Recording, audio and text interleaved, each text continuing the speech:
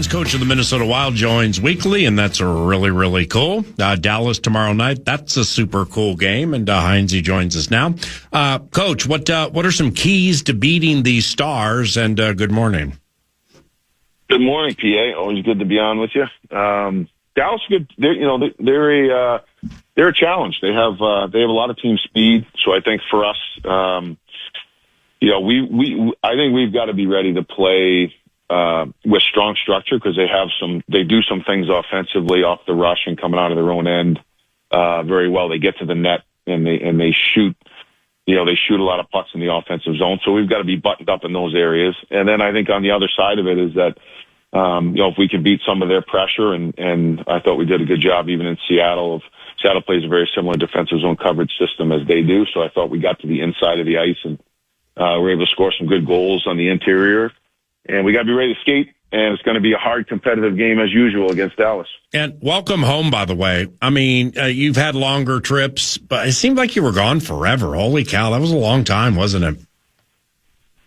Yeah, 9 days. Yeah. 9 days. 9 days was only 4 games, so there was. It seemed a little bit long at times. But, do you have a preference? I mean, whether it's Pacific Northwest, Western Canada for 9 days, or like say it went Florida Panthers, Tampa Bay Lightning, Carolina Hurricanes, and then you finish with like Dallas with 65 degrees and sunny. Do you have a preference?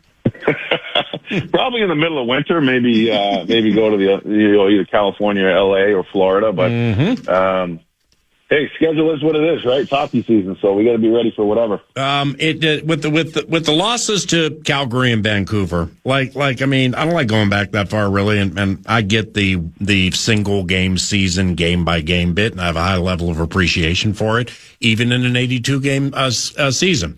But like when you're on the road and you lose to teams with losing records, granted they're tough and it is hockey. Like, how do you handle that after those games? Like, let's move on, or because you don't want obviously bad habits to develop. And I'm not saying people are looking at the standings and like not giving everything. Do you understand what I'm saying here? Yeah, I think you take. I mean, each game has its own identity. So you get ready for it. We play it and compete, and then we take the result. And sometimes that result is good, and sometimes it's not what we want. Right. But a lot of times it is truly about the process to get to that result. And I think that's how we focus is that, we'll address, for example, the Calgary game wasn't a good game for us, and we lost the game. So we had a conversation after the game, and, we took things out of that one, and we made sure that they were better against Vancouver. Now, Vancouver was a better process for us, but it wasn't enough to win. So we took the lessons out of that, and then we got ready for Seattle. And that's all you can do when there's so many games that come at you is you can't sit just in one, whether it's a win or a loss. You got to take the good and the bad from it, and we got to make sure that we're continuing to try to get better every day and get better over the course of the season, which is, the most critical thing is you got to continue to get better and grow and win and get points and build your game and build the individual games of your players. And, that's part of this marathon season you go through is, you got to continue to move forward. Yeah, that was a cool answer. That's what I was looking for. Now, on the other side of it, when you guys beat Colorado in dramatic fashion and also win at Winnipeg, does that instill confidence in the guys who have been around for a little bit that they are absolutely capable of beating teams that have given them problems for years? Yes, it is. It's because there's certain things that teams do, and if you struggle against a certain team, then I think our job as coaches to try to prepare the players and find the trends, whether it's last year or the last couple games that we've played against them, and make sure that we kind of master the test. And those were good games for us. They were highly competitive Central Division rival teams that are both really good teams, and I thought that in those two particular games, we played to our ability, and we played a style of game that gives us the best chance to win against those teams, and we were able to do it. And kind of like when I'm analyzing football, big-time team game. Got to get A to B to C just to get 5 yards. Same with hockey, big-time team game. So many things have to happen just to get the right kind of rush and the right kind of shot. And with that point being made, with Dallas tomorrow night, I don't want to simplify it and dumb it down to just one thing. But seriously, with Dallas, and I watched their third period against Winnipeg last night, with those power play goals, and they have by far the most power play goals in the game. The players they have on the power play are terrific. Rantanen, I mean, holy cow. I still look back like, how did that happen? I think he has like 50 points in 60 games or something for them. But they keep staying out of the box against these guys tomorrow. It's like, if there are 10 things to analyze, this is like 8 of 10, right? Yeah. When you're playing a team that has a good power play and or a hot power play, as power plays go up and down throughout a season, that it is. It's one of the things you don't want to give, particularly tomorrow, their 5 best players multiple opportunities with a man advantage. That's beating yourself. So penalty discipline against a team like Dallas, or against any team in any sport, really, is you don't want turnovers and you don't want penalties. So that's something that we have to be on top of our game, and we got to be ready to play a highly competitive, physical game. But we also need to be right at the line, and that'll be the challenge tomorrow night. After Dunn took that run at Zuccarello, the physical nature, yet it may sound like an oxymoron, but like the responsible physical nature with which you guys played, I thought was quite impressive, because it could have gone pear-shaped. It could have gone sideways the other way multiple times, and it didn't. With Zuccarello and that hit at Seattle, is he recovering okay from that Dunn hit? Yes, he is recovering. He's recovering okay. So we spent the night in Seattle, and we flew home yesterday. So, he was up and around and talking. Now, as far as playing wise, he's not going to be ready to play, but just as far as a person and being, around the team and around the guys and being able to have a conversation, he seems like he's doing okay. So that's real positive. Big time. And your power play, like you said, with the ebbs and flows, I think it's 2 for the last 22. With Zuki maybe not playing tomorrow night, or maybe for a little bit, now granted it's 2 for its last 22 and it's going to change, but how does that impact your power play without him?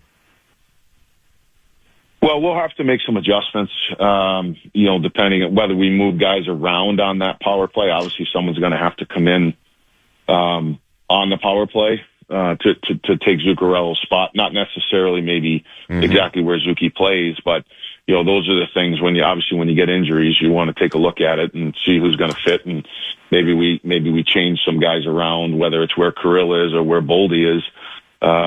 Or what we do with the guy up top on the point, whether it's Faber, Bulliam, Spurgeon, whatever that may be. So, we have those discussions today and make sure we try to come up with a good plan for tomorrow when we meet with the guys. And when chatting with head coaches as much as I do, and it's fantastic to have these weekly interviews. We thank you for it. I'll go down the road of the losses or the losing streaks always feel worse than the big wins or the winning streaks. And it's off this, man, because there's always something to fix. It's like you guys stole the show in November. You have just one regulation loss in your last 17, but power play with or without Zuki, 2 for the last 22. There's always something to fix, right?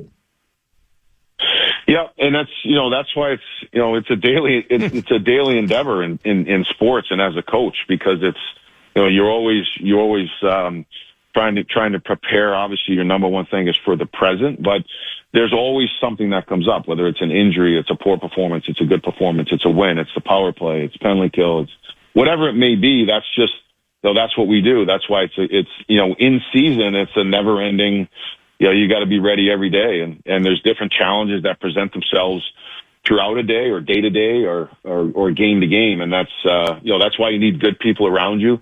You need to have good support, and, you can't do it all yourself. And that's why you rely on your staff and the people you talk to as well to work through all the challenges that you're faced throughout a season. What was Dunn's hit, dirty or unfortunate? It was more unfortunate than it was dirty. Yep. I think it's never, you never want to see someone get hit like that, but it wasn't, I think it was a hockey play. And unfortunately, Zuki, took the brunt of it, but I think the way that our team handled it was the right way. I'm glad that Zuki is up and around and moving and, on his way back to recovery, and, we'll move on from there. How about Yurov jumping in there for his guy? I mean, that stuff goes a long way in a room, doesn't it? It does big time. I mean, there was really three situations, right? You're off jumps in right away, which was great for him. I think for Zuki and the team, as you said, Ryan Hartman addressed it the right way. Trennan addressed it the right way. And then I think our team collectively stayed disciplined, but, upped our physicality in the game and our competitive level in the game. And that was good to see because I think it was handled, as you said, the right way. That there was a response in multiple ways, but it was controlled, it was focused, and it gave us a chance to win the game. Middleton, how's his head? How's he doing? Yeah, Midsy's very similar to Zuki. Yeah. Unfortunate hip, and he's the same way. He was up and moving, and flew back with the team and things like that. But we'll have to see when you get some of those hits like that. Usually it takes a day or two after to really see how guys are feeling and things like that. So, I'll check in with the trainers later today and get more feedback on where they're at, and then we'll see where they're at again tomorrow. 100%, man, especially in a violent game with still a lot of the season left. Okay. Well, maybe we can land the plane on this conversation with Zuki, Middleton, so on. But Foligno and Rossi are coming back, or they're close to coming back. Are they close to coming back? I would still label those guys as week to week right now. Got it. John Hynes, couple of quickies to close here, and lastly with things that are transpiring with your goalies, which has been mostly fantastic this year. Do you ever envision, like, whether it's matchup related, performance related would answer the question, but like matchup related or whatever, not going with a rotation and like giving somebody the net 2 consecutive, like what would lead to that? Exactly what you said. We don't take those decisions lightly, and I think so far both players have played really well, and it's been a good rotation. But it doesn't mean that we're going to do it, all the time. We do take into consideration, particularly with the amount of games coming up. I think until Christmas break, we play 8 games in 13 days. I think so. It's 5 days from now until Christmas break where it's not a game day. So it'll come up to schedule. We do look at maybe, Wally doesn't have a long history in the league of playing against other teams, but Gus does. So sometimes we do look at the style of game a team plays, and we may say, hey, you know what, we think we want to go with Wally in this one and Gus in the next 2, or Wally in the next 2 and Gus in 1. So it's a moving target, but we do take all those things into consideration before making the decision. That was awesome, Coach. Thank you very much. Talk to you next week, and have fun Thursday against Dallas, all right? All right, PA. Take care, man. Thanks. See ya. John Hynes. Hynesy, coach of the Minnesota Wild. That was a lot.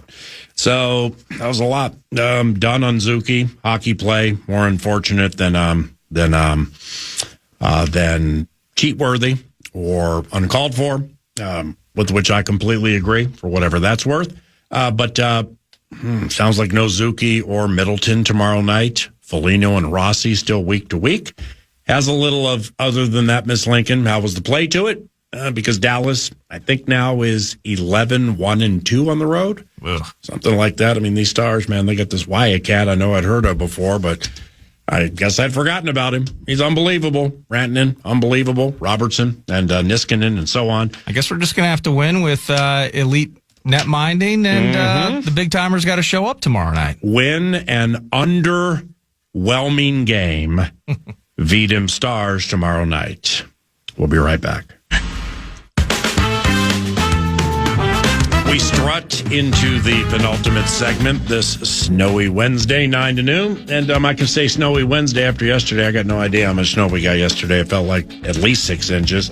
But it's blowing in from the west right now, pretty significant to the west of Erotic City, which would be Minneapolis. Copyright Prince Rogers Nelson, and an old school song of his, God rest his soul. And here we are. Song. Here we are, 9 to noon, where about an hour ago we just in time killing like fashion, because they tell us football always wins. I constructed it's everybody can look all of this up. A, B, everybody can look up the current odds for teams to win Super Bowls, to win the Super Bowl 60 this year. And nothing was really eyebrow raising for me, eyebrows raising for everybody else. But from an odds standpoint, the LA Rams are right around 4-1. The Seattle Seahawks right around 8-1. Green Bay 8-1. Buffalo 8.5-1. And the secondary part of those odds, even the 4-1, as I said earlier, at this stage of the equation, where you're 75% into the thing, a little more, as a matter of fact, it's generally somebody or teams have jumped up and gone to either prohibitive favorites at around 2-1 or maybe a little less, or somewhere between 2 3/4 to 1. That's not the case this year. And the wide open nature of the National Football League in 2025 into a Super Bowl in 2026, Super Bowl 60, has not been greatly exaggerated. Now, there are a chance for a couple of these teams to start separating themselves. One of them were the favorites, the LA Rams, and we opined on them an hour ago. Podcast Love Covenant on Demand at KFAN.com. Chatted about Seattle. Some intangibles where, like, if I'm boxing their games or doing radio shows and dealing with or mingling with fan bases, just some of the intangibles that would either like lead me to believe, wow, we got to pay attention to this. We might have some problems. Or this is so good that I'd put my money where my mouth is. Or I'd bet on this team to win the Super Bowl. And of the first two we discussed, 4-1's a little skinny for me.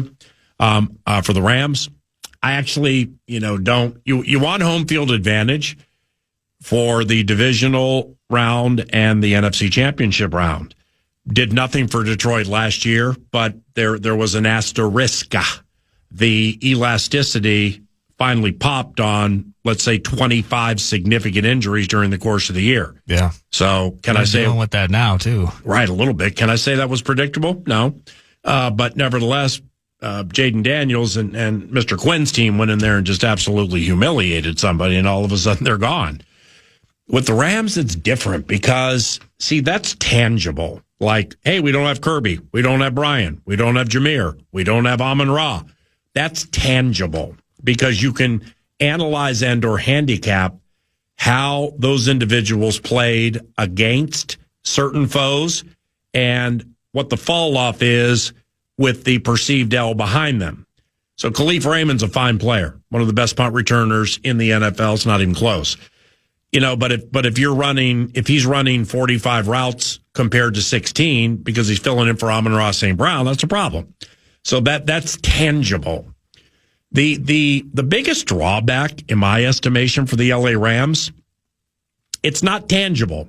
It's emotional. And it requires not really a form of deduction, but a form of emotional deduction where you're kind of guessing. And I don't like to do that when I put my money where my mouth is. Yeah.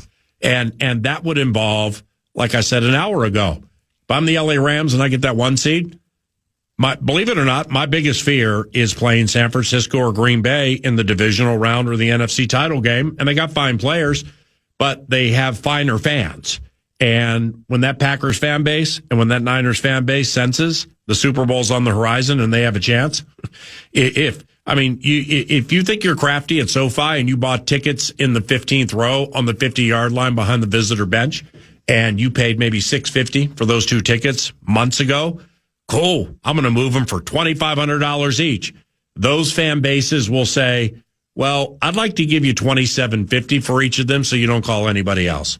I mean, that's how important these games are to those fan bases. Turning into road games. Big time. And they pack the stadium. These Niners fans are nasty when they go to SoFi. I mean, nasty. We've talked to O'Connell about it before. And they beat him at SoFi earlier this year. And the fan base was nasty. I think it was this year. But it was those two teams were the top two. Then you get to a familiar foe from the NFC North, and it's these guys. Fake to Swift, bootlegging left. Williams looking, floats the end zone. It's intercepted! Interception! A leaping interception by Keyshawn Nixon. And there is your dagger! In a Lambeau leap to the south end zone stands 22 seconds ago, and the Packers have hung on.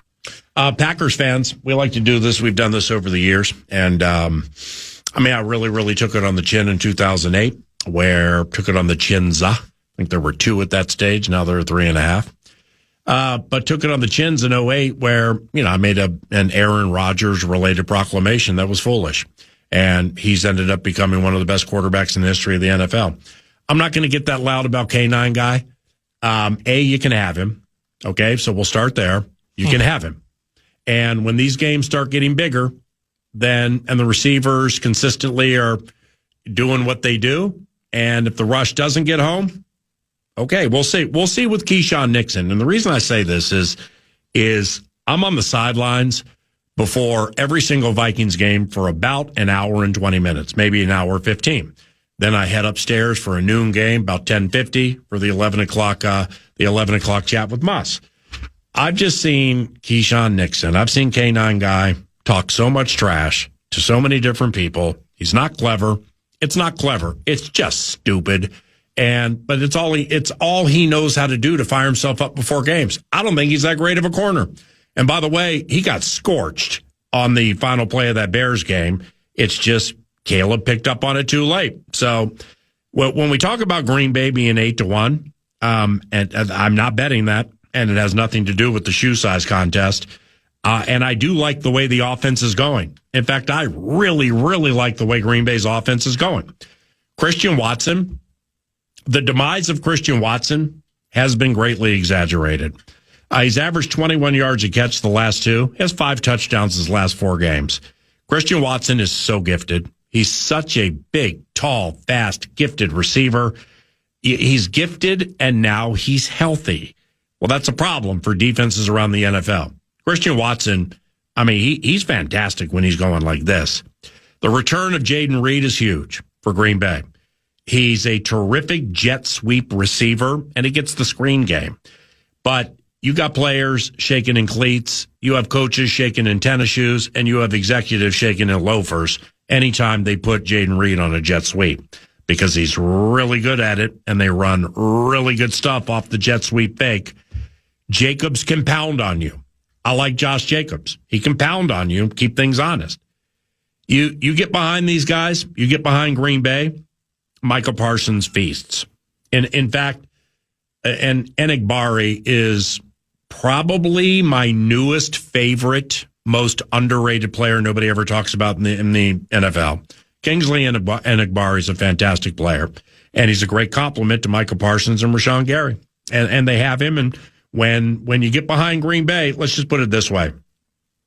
The Green Bay Packers are the worst team in the NFL against which to mount a comeback.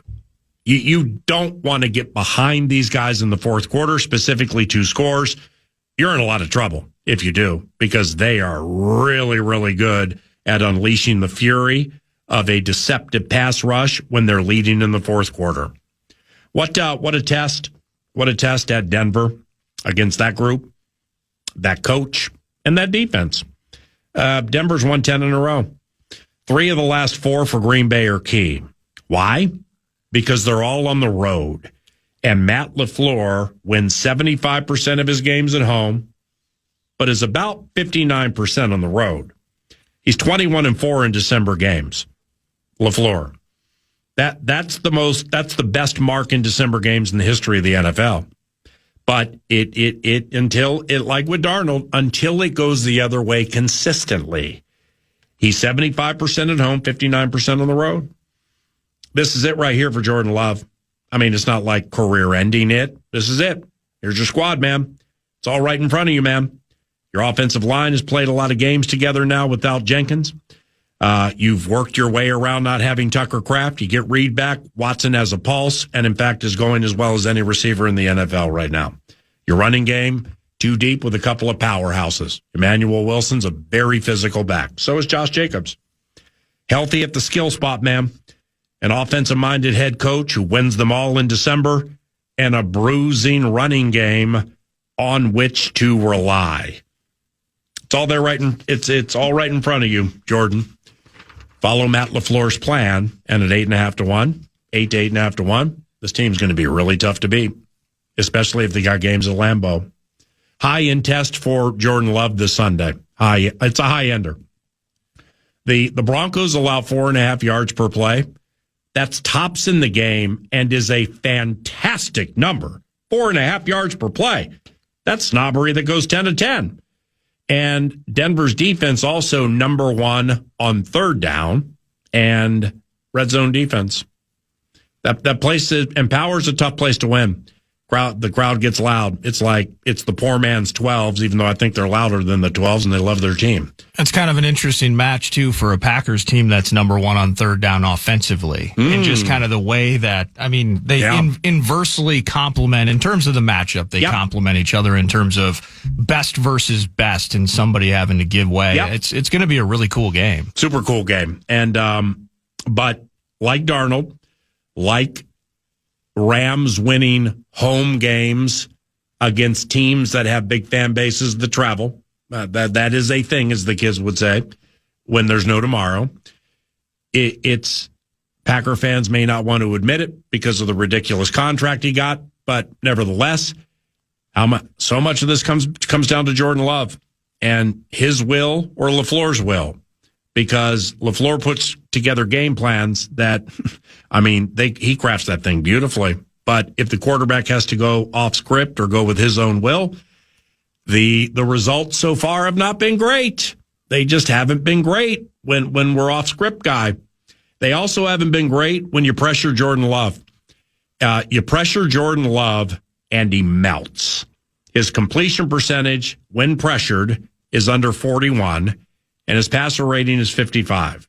You let that guy bounce around back there with those nice skill position guys and good play action off Jacobs, you're in trouble. You pressure him the right way, completion percentage 41, passer rating 55. I wouldn't bet them because I don't trust the quarterback until it's time to trust the quarterback. And 8.5 to 1 is super juicy.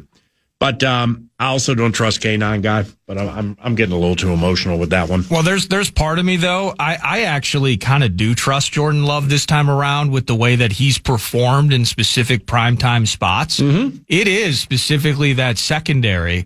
The otherworldly nature of this defensive front, you heard Bob Sturm talk about it. Cindy's mentioned it. They need Devontae Wyatt back in the mix. They need him healthy for multiple reasons and what he does. But as otherworldly as they are, if they don't get home, when Parsons, he doesn't sack them on every single play. We watch Caleb kind of bounce it around the gym a little bit. That secondary gets lost.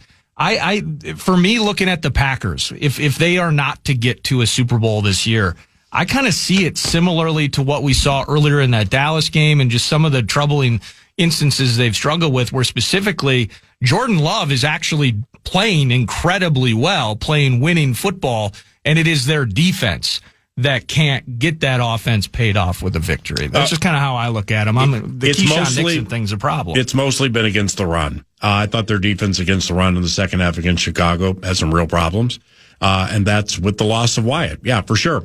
And when it comes to laying out odds, like Rams 4 to 1, Seattle 8 to 1, Green Bay 8.5 to 1, next team Buffalo 8.5, 9 to 1. Well, the best of the best ever to best in that game, they do what Nordo just did.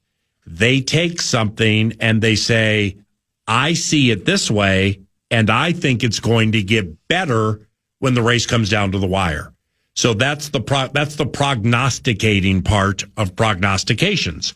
I can't say whether Jordan Love is going to throw a game-winning touchdown in the Super Bowl or not. I can say off my discernment and the level of trust, I don't trust him. And when it comes to putting my money where my mouth is, the trust has to be 10 of 10. But 8.5 to 1 is pretty good. Yeah. So you mesh that thing and you get value out of it, and then we all move on together and see who wins and why. The next team is, interestingly, in the top 4, the only team from the AFC. It's these guys. 2nd and 10 from the Cincinnati 40 with 7:41 left. Here's the snap, back to pass, blitz coming. Allen steps up in the pocket. 40, 30, down to the 20. Allen looking for the end zone, and he's in for a 40-yard touchdown rip. The beast has been released. Unleash the beast.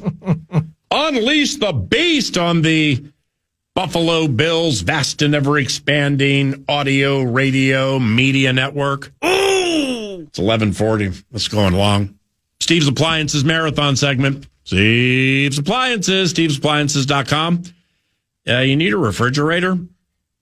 Wow. I'm getting a fridge and a range delivered today from Steve's. Well, hopefully you got the right deal because there's a fingerprint-resistant stainless steel French door refrigerator. Oh. It's $1,200 off right now. Are you kidding me? Wow. This is GE. Yeah, you can get that thing for less than $1,400, $1,200 down. I did get a GE, in fact. Uh-huh. French door with the pull-out freezer, even has its own beverage tray. Yeah. I'm pumped to get this thing today. Also, there's a white front-load washer where you can save nearly $400 on that. Go to stevesappliances.com, stevesappliances.com. Discover appliances that fit your needs, budget, and lifestyle. And as usual, it's Steve's, which means fast delivery, free recycling, and a guarantee of the lowest prices and free metro delivery. Save up to 40%. Oh, is today December 10th? Damn, it is. The Black Friday extended thing is, it ends today. StevesAppliances.com or head to Mounds View. Thank you for the marathons. Sarah and Brian, love you. The Buffalo Bills, 8.5-1. Don't like them at all. They can't pass when they need to, and they don't stop teams when needed. AFC's a muddy mess, and KC and Baltimore are going to miss the dance. Maybe that's what it takes for the Bills to ascend. Well, why? I don't like them at all. I don't like them at all. Not at this price. Yeah. Why? Well, I mean, 8.5, 9-1, man. Racetrack Rays 9-1 is a good number. Where are we? December 10th. So it means I got to give you my money now, and then I got to wait 2 months to collect, and I get a team that can't throw when it needs to and can't stop the run when it needs to. But the AFC's just the AFC's pear-shaped. Why? My question would be. Well, I know the answer, but let's just ponder this. Why is Buffalo more heavily favored to win the Super Bowl than New England, which beat them earlier this year? Yeah, it's the QB, but yeah, it's not the Las Vegas sports consultants, the bookmakers, the one who lay the lines. They're not in the opinion formulating business. No, they're in the money scooping business. So they know when the proverbial money is put next to the metaphorical mouth where the rubber meets the road, people are going to come in on Josh Allen at 9-1. Right. They're going to come in like the con just said. It's a quarterback. The other quarterback might be MVP. Make the kid prove it. Right. And that starts this weekend. They've won 10 in a row. New England's won 10 games in a row. Ain't a murderer's row of teams in there, but you only play who they put in front of you, right? I'd rather wait until after this game, but it's kind of my vibe that if the Patriots found their way to the 1 seed, I'm almost confident enough right now to just say they will play in the Super Bowl. And I just trust Vrabel too much. I trust that defense. And the kid does continue to ascend, where the Bills, whether it's Keon Coleman being healthy scratches because he can't get his head right inside the facility. Are they healthy scratching Keon Coleman? Yes, because whether it's practice bits or internal punishments and various things. Khalil Shakir and Kincaid are providing reliable options. James Cook, they sign him to all that cash. The way he is, but how do they use him and how often? And what's that flow looking like? Josh Allen is on another planet, but all the same, this is a team that dominates at Orchard Park or whatever it's called now. And they struggle on the road. And I just, if they have to go to Denver, if they have to go to New England, and I guess we'll see a regular season version of it this weekend, but I think that's why the Bills will falter, is if they don't get to host all the games and the inconsistency with their offense and their inability, like you said, to just dominate through the air in particular, I think they're going to find their way losing again. Bills are 8-7 on the road since the start of 2024. And of Josh Allen's AFC losses, 7 of 14 have come against New England. Yeah. But only one with Drake May. So that's a problem. Ooh. The road has been a problem. Ooh. They're rarely on the road in the postseason. Yes. If they are, it's at Arrowhead against the MB3. See, this is for me, having worked in this realm as long as I have, what we're talking about now, spotting up and stuff, is what would I say? Okay, because we have all this regular season minutia here. Let's put New England in the winner's circle this weekend by 6, 8, 9-ish points. Okay. All right. So it's so New England wins this game by 11 in a row for Draco. 11 in a row for Draco. Buffalo gets into the postseason. Buffalo wins a wild card game rather nicely. Oh. Buffalo's plus 240 in the divisional round at New England or at Bo Nix. And I'm kind of like, well, let me get this straight. Okay, I understand, your regular season for show, your postseason for dough. We just did what with Bo Nix in his second postseason? What? We just did what with Drake? What? And lost to who? Oh, wow. And got what? Plus 2 and what? You know what I'm saying? You just you got to think it up. That's why I liked what you said about the Packers and Jordan Love, where I'm going to prognosticate. And I remember Dre Greenlaw. I saw that stupid pass early in the Bears game. Yeah, I've seen a bunch of stupid pump passes by Jordan Love. Ridiculous at times. However, I trust him for this reason.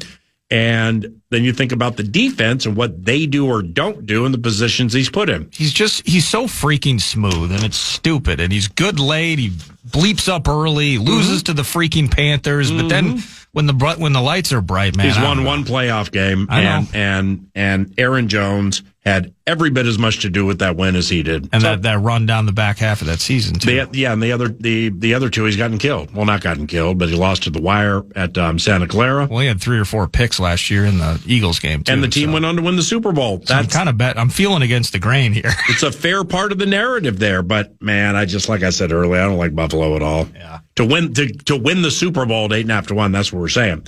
To beat the Bills, you need to run. They've allowed 19 rushing touchdowns. Most in the league. Be right back.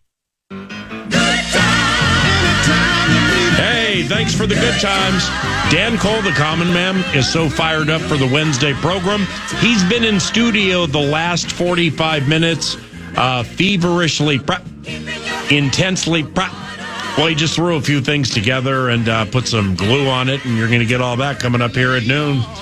Dan Cole, the common man, is next with the program. For Nordo, I'm Paul Allen. Thanks for the good times. Talk tomorrow. FM 100.3 KFAN, your radio, audio, and media leader. Bye. We lucky we got 'em. 9 to noon. Good time. This is an old-fashioned ass-kicking right here. And that's a fact. If it's good news or money, leave a message. Podcast today's Paul Allen Show, or listen back to previous show and interviews by going to the iHeartRadio app or KFAN.com.